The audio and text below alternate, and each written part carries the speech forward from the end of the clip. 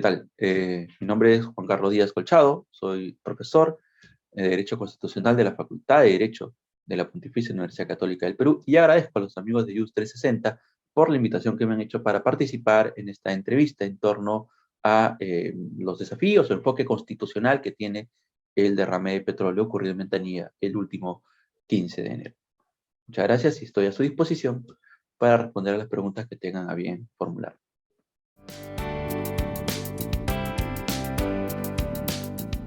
En relación con la cuestión planteada sobre qué es lo que ha desarrollado la jurisprudencia del Tribunal Constitucional sobre la responsabilidad social ambiental, ¿no? Y cómo la misma puede ser aplicable al presente caso, yo creo que hay que tener presente primero que el tribunal tiene una amplia jurisprudencia sobre protección del medio ambiente, siendo quizás la sentencia más paradigmática, la sentencia que se conoce como el caso Regalía Minera, ¿no? La sentencia del expediente 048 del año 2005, acción de inconstitucionalidad.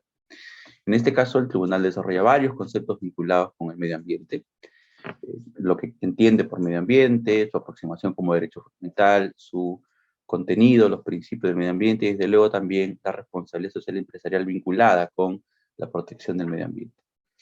En específico, en relación con la responsabilidad social empresarial, lo que el TC señala en buena cuenta es que la misma se sustenta en la fórmula del Estado social y democrático de derecho, y que este componente social dentro de nuestro modelo de Estado, en relación con la empresa o la actividad privada en general, implica que se puedan establecer diversos tipos de limitaciones a estas actividades empresariales o actividades económicas de carácter privado, habida cuenta que lo social significa apuntar hacia el bien común o al interés colectivo de la sociedad, ¿no? Esto en tanto que el artículo 44 establece que el Estado tiene el deber primordial de garantizar la vigencia efectiva de todos los derechos humanos y que es responsable de lograr el desarrollo equilibrado de la nación, ¿no? Entonces, en virtud de ello es que este componente social permite introducir limitaciones al ejercicio de las libertades económicas, ¿no? Entre ellas la libertad de empresa o el derecho de propiedad. Lo social también significa para el Estado plasmar, ¿no? Una serie de obligaciones basadas en el principio de solidaridad, como por ejemplo los deberes de contribución, ¿no? O el deber de contribuir al sostenimiento de los gastos públicos. Y también lo social significa que la explotación de los recursos naturales, que son patrimonio de la nación, de acuerdo a lo establecido en la Constitución, se debe de hacer bajo la lógica del principio de desarrollo sostenible o sustentable, ¿no? De modo tal que la explotación de los recursos se haga bajo criterios de racionalidad y de sostenibilidad en el tiempo, habida cuenta de que permita, ¿no? Su aprovechamiento tanto por quienes hoy en día estamos en el estrato social como aquellos que van a venir, las generaciones futuras, ¿no? En buena cuenta, este concepto de la responsabilidad social empresarial tiene esta entrada por parte del TC, pero también se traduce, ¿no? En el cumplimiento de una serie de obligaciones en relación con el medio ambiente y con los recursos naturales, ¿no? Con los recursos naturales, pues la explotación sostenible de las mismas, ¿no? Y en relación con el medio ambiente, con la adopción de una serie de medidas que se basan en el principio de prevención, de modo tal que se pueda evitar, ¿no? En la mayor medida posible, los impactos en los ecosistemas graves, ¿no? En cuanto al medio ambiente, la jurisprudencia también reconoce que cualquier actividad humana tiene una incidencia en el ecosistema y por ende en el medio ambiente. No obstante, pues lo que no se toleraría es el daño ambiental prohibido, ¿no? Hay un daño ambiental tolerado, porque bueno, toda actividad humana genera un incidencia de impacto en el medio ambiente. Entonces, todo daño ambiental prohibido es aquel que debe ser evitado, ¿no? Y para ello, desde el Estado como desde los sujetos privados, hay una serie de obligaciones que cumplir. En el caso de los sujetos privados, pues cumplir con las regulaciones legales, administrativas que existan, los límites máximos permisibles, los estándares de calidad ambiental que se establecen, ¿no? Por regulación medioambiental, y también por las regulaciones específicas de los sectores de actividad económica, como hidrocarburos, como energía, ¿no? Como saneamiento, en fin. Y por el lado del Estado, su deber de supervisar, fiscalizar y en su caso sancionar conductas que suponen, ¿no? Primero infracciones tipificadas en la ley como tal, pero que a su vez lo que hacen es proteger, ¿no? El medio ambiente y los bienes medioambientales, lo que incluye, ¿no? Tanto el paisaje, el agua, el aire, el cielo, las especies, ¿no?, de flora, fauna, y desde luego los recursos naturales, ¿no? Entonces, desde la perspectiva de Repsol, en el caso es pues que esta empresa debía de cumplir, ¿no?, sus obligaciones de prevención de desastres, ¿no?, o de contaminación ambiental, como es lo que ha sucedido en el escenario de Ventanilla, ¿no? Esas obligaciones incumplidas, bueno, ya las tendrá que determinar las autoridades competentes, regulatorias que están actuando, ¿no? Tanto OEFA, el organismo de evaluación y fiscalización ambiental, el OSINERMIN, el organismo de regulación de los servicios de energía, minería y hidrocarburos, ¿no? El MINAM, el Ministerio de Energía y Minas, también entiendo que hay actuaciones por parte de la Fiscalía, ¿no? Entonces todos ellos tendrán que determinar cuáles son las obligaciones específicas de carácter legal, reglamentario, ¿no?, constitucional o quizás incluso internacionales que quizás esta empresa no ha cumplido debidamente. Pero todas ellas en buena cuenta se pueden englobar dentro del marco del principio de prevención, ¿no? Esta pregunta también es muy interesante, ¿no? Porque quizás no muchos sepamos que hay dentro del contexto de la Constitución peruana una constitución medioambiental o del medio ambiente. El Tribunal Constitucional ha construido este concepto a fin de indicar, ¿no?, que desde el reconocimiento del medio ambiente como derecho fundamental, pues también se reconocen una serie de principios que rigen la materia medioambiental, pero también una serie de obligaciones, tanto de nosotros como sujetos privados, como del Estado para con el medio ambiente, ¿no? Y todas estas instituciones, normas, obligaciones, principios forman lo que en palabras del Tribunal Constitucional viene a ser la Constitución del medio ambiente. Y en el caso concreto, además del desarrollo sostenible al que ya aludí hace unos momentos, básicamente aquí se está infringiendo o se ha infringido el principio de prevención, ¿no? Por el principio de prevención, tanto el Estado como los privados tenemos el deber de adoptar medidas que impidan la realización de un daño ambiental previsible, ¿no?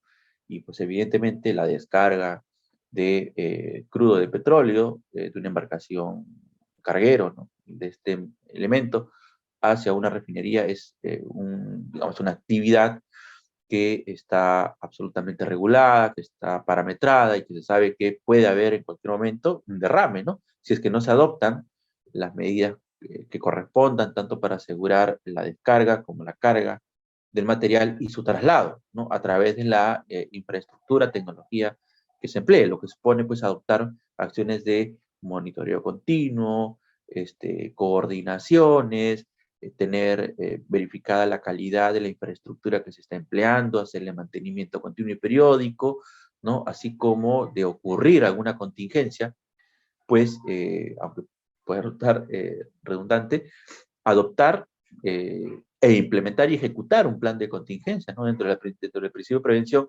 Si es algo previsible, que puede ocurrir un derrame, porque eso haya sucedido en varios países, ¿no? Acá también ha sucedido en más de una ocasión, con el mismo Repsol en 2013, en la selva, por el gaso, perdón, el oleoducto norperuano, sabemos que ha ocurrido, ¿no? Entonces se tiene que adoptar planes de contingencia, es decir, un documento en donde se establezcan todas y cada una de las acciones que se van a adoptar en caso que se presenta esa contingencia, el derrame. Y eso supone que ese plan de contingencia lo conozca la autoridad correspondiente, la autoridad pública correspondiente, o EFA o SINDARMIN, que son los fiscalizadores, reguladores, ¿no? Y que la propia empresa la ejecute tal cual, ¿no? Con lo cual, pues, por parte de las autoridades habrá que verificar, ¿no?, si hubo o no plan de contingencia en primer lugar, que yo creo que sí, ¿no?, porque es inviable que se le haya autorizado a operar a esta refinería sin tener ese documento esencial, ese instrumento de gestión ambiental como un plan de contingencia. Y luego verificar si es que el plan de contingencia se cumplió, ¿no?, tal cual se establece las acciones en ese instrumento de gestión ambiental, ¿no? Entonces, yo creería que ahí habría, ¿no?, dado que esto ha ocurrido y dado que hasta el momento, ¿no?, bueno, no tengo todos los elementos y quizás estoy pecando de adelantar opinión, pero si tengo en cuenta los distintos elementos que se están conociendo por medios de prensa, ¿no?, digitales especialmente, voy a llamar la atención sobre algunos datos. Primero, no se sabe con exactitud, aun cuando ya han pasado más de 15 días, el volumen del petróleo derramado, ¿no? Inicialmente, el primer reporte de Repsol apuntaba a 7 galones, ¿no?, menos de un barril. A los pocos días, a los 2, 3 días, dijo que eran 6.000. Reportes del Ministerio del Ambiente señala que serían 11.600, ¿no? Y últimos informes de Oceanermia apuntan a 16.000 barriles. Entonces, para empezar ahí, desde la empresa no está cumpliendo con informar debidamente respecto de cuál es la magnitud del derrame. En segundo lugar, el hecho de que esta mancha, derrame de petróleo, se haya trasladado, ¿no?, desde el lugar de donde ocurrió hacia la zona norte, por acción de las olas, implica, ¿no?, cierta demora, cierto retardo en la ejecución de las acciones de mitigación o de control del derrame. Y eso yo creo que es un error, un problema, ¿no? Porque si en el plan de contingencia se ha previsto este tipo de circunstancias, pues dentro del mismo debe estar, creo yo, que como lógica, ¿no? Primera acción, identificar cuándo, dónde y evitar la propagación de este líquido para que no se termine dañando otros ecosistemas, ¿no? Entonces, ahí pues estamos, creo yo, ante una afectación o habría una afectación al principio de prevención, ¿no? Desde la perspectiva de la empresa, claro está. Desde la perspectiva del Estado también podría darse una afectación al principio de prevención si es que pues se descubre en la eventualidad de que estuvo operando sin un plan de contingencia presentado o presentado y no aprobado o presentado, aprobado pero no supervisado periódicamente, ¿no? Y eso sería una negligencia por parte de las autoridades públicas competentes, ¿no? Que ya, bueno, tendrá que determinarse en las investigaciones. En este momento las informaciones son confusas, ¿no? Entonces, porque no hay, pues, informes finales y terminales últimos, ¿no? Nos vamos enterando en función a cómo va avanzando, cómo se va haciendo pública la información, tanto desde la empresa como desde las distintas autoridades públicas involucradas, ¿no? Otro principio que está en juego acá, ¿no?, es el de reparación, ¿no? Ya ocurrió el daño, la principio de prevención manda a adoptar las medidas que correspondan para evitar mayores perjuicios, ¿no?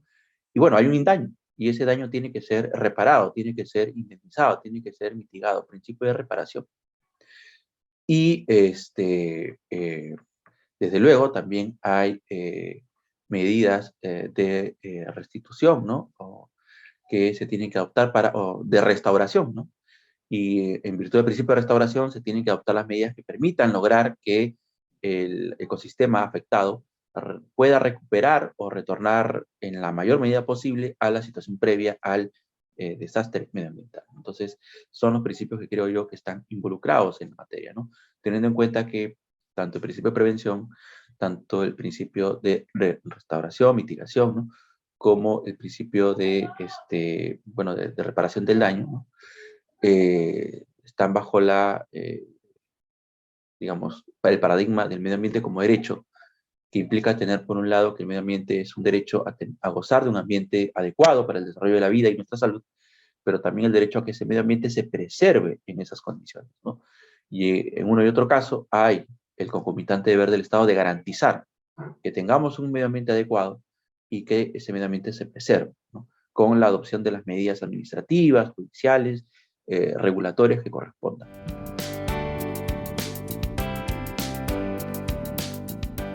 Desde la perspectiva de la economía social de mercado, ¿no?, y la revisión de un contrato, pues ahí hay que tener en cuenta algunos elementos, ¿no?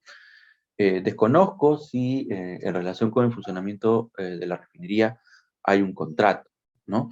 Entiendo que hay una licencia, un permiso, una autorización administrativa, la que puede estar sujeta, claro está, a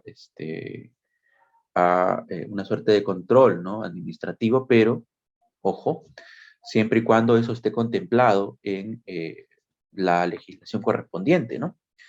Y en esa medida, creo que ahí lo constitucional no entra mucho, sino que está más el camino libre para que los colegas especialistas en legislación medioambiental, en derecho ambiental, puedan pronunciarse al respecto con respecto a las regulaciones que hay, ¿no? Y también los amigos o especialistas en hidrocarburos, ¿no? En buena cuenta, desde lo constitucional, el modelo de economía social de mercado tiene ese componente social según el cual los recursos tienen que ser aprovechados de manera sostenible. Y tiene que haber adopción de medidas de prevención, ¿no? Y la economía social de mercado implica que hay niveles de intervención del Estado donde está la regulación, la supervisión y la fiscalización para verificar el cumplimiento de las regulaciones, la protección de la libre competencia y, desde luego, la protección de los bienes jurídicos constitucionales, ¿no? En este caso el medio ambiente. En esa perspectiva, ¿no? Si es que el Repsol ha incumplido una serie de obligaciones de carácter legal, reglamentario, ¿no? Y si estas contemplan que como consecuencia del incumplimiento de estas obligaciones se tenga que hacer una revisión o una eventual suspensión, retiro, cancelación de la autorización de funcionamiento, tendrá que verse en el marco del procedimiento administrativo que se instaure, ¿no? Y o del proceso judicial que pueda caber, ¿no? Lo que yo sí quisiera llamar la atención aquí también, ¿no? Es que no nos olvidemos que Repsol es una persona jurídica, derecho privado, y como tal, dentro del marco de nuestro ordenamiento constitucional, aunque quizás no va a ser muy popular, pero hay que recordarlo, también tiene derechos fundamentales. Las personas jurídicas tienen derechos fundamentales. Y en esa perspectiva, dentro del marco de todos los procedimientos y procesos judiciales o procedimientos administrativos que se desarrollen a nivel de OEFA, o SINERMIN, Ministerio del Ambiente, Ministerio de Energía y Minas, la Defensoría del Pueblo creo que también ya ha intervenido, está interviniendo, el Ministerio Público, las autoridades judiciales, ya con la adopción de esta medida de suspensión, perdón, de impedimento de salida del país a directivos de esta empresa, la aplicación de sanciones, medidas desde el Estado para prevenir, mitigar, ¿no? Reparar los daños, pues la empresa tiene derechos, ¿no? Al debido proceso, a la tutela judicial efectiva, tiene derecho de libertad de empresa, derechos de propiedad. Entonces, las autoridades públicas involucradas tienen que actuar con responsabilidad, ¿no? Aplicando correctamente el marco constitucional y legal que corresponda para evitar, ¿no? Que la empresa pueda emplear, ¿no?